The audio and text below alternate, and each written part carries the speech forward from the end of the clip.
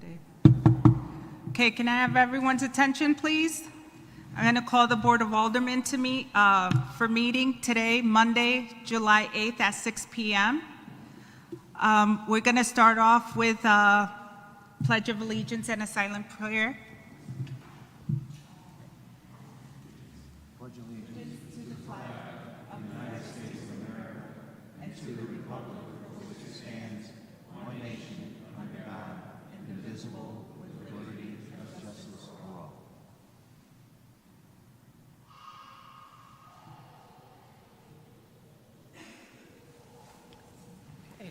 Okay, thank you, everyone. So we're going to call this meeting to order. Going to have the clerk do the roll call. Sure. Alderman Elsa.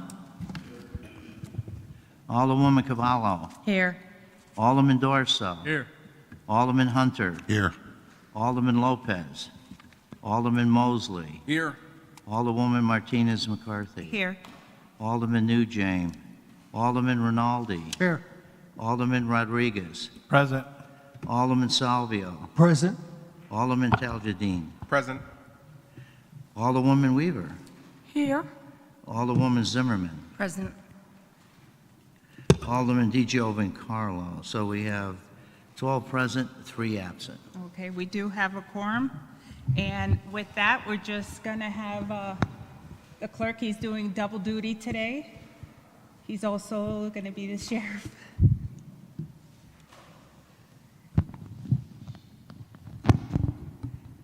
Just to know, for the record, Alderman Lopez is out sick.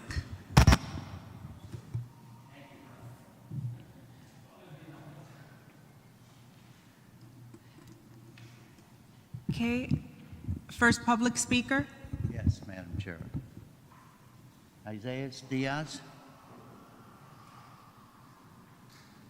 Thank you. Good evening, members of the board. My name is Attorney Isaias Diaz, and I live at 195 Easton Avenue. Born and raised Waterbury resident my whole life, and current commissioner on the Charter Revision Committee. The reason I'm speaking tonight is with regards to proposal number 7, which is compensation for the Board of Aldermen.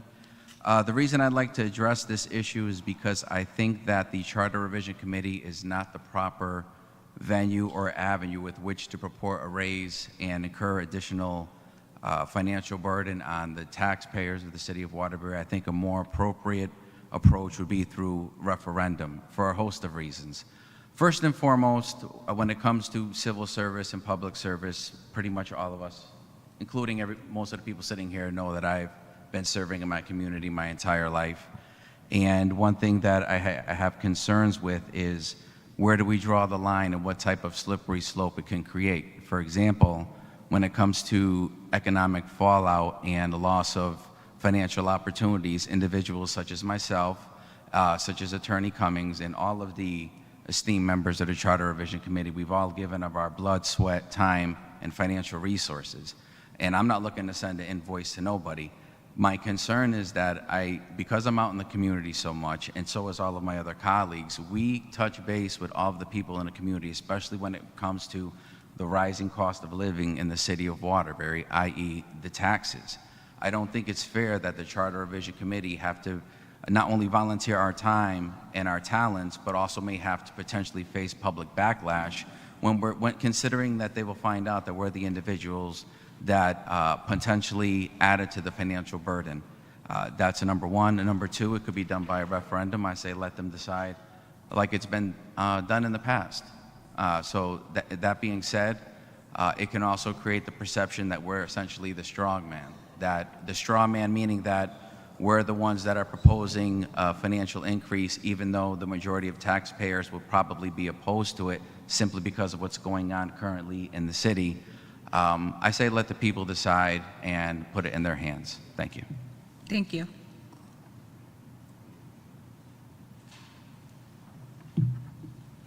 Madam Chair, we have one more speaker. Okay, thank you.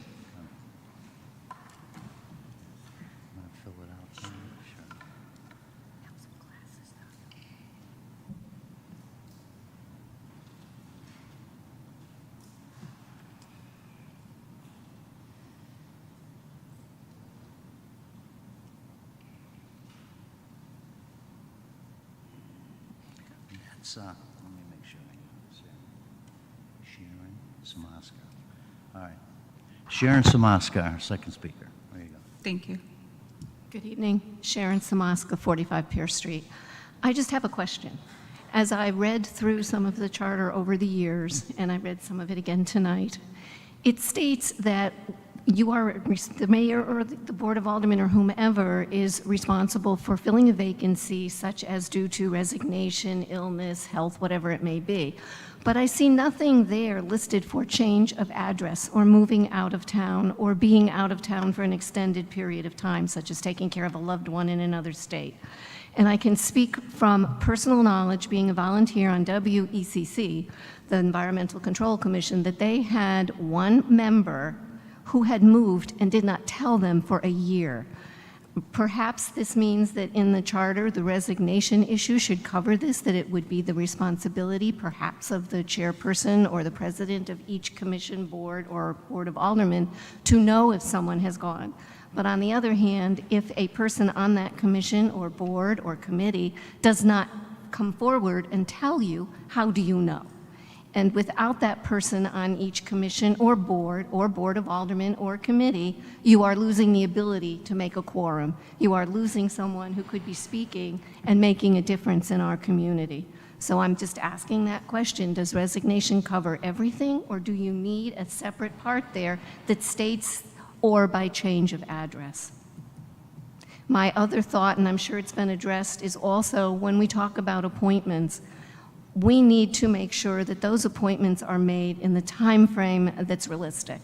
To say that you want to make an appointment and it can take 60 days, well, 60 days is a long time. It's 2 meetings for these boards, commissions, and your board to be without possibly a quorum or, again, that person to make a difference. And I'm just advocating for a 30-day time period. Thank you. Thank you. Madam Chair, final speaker. That was it. Okay. Thank you. With that said, we're concluding the public speaking. Anyone from the Charter Commission has any comments?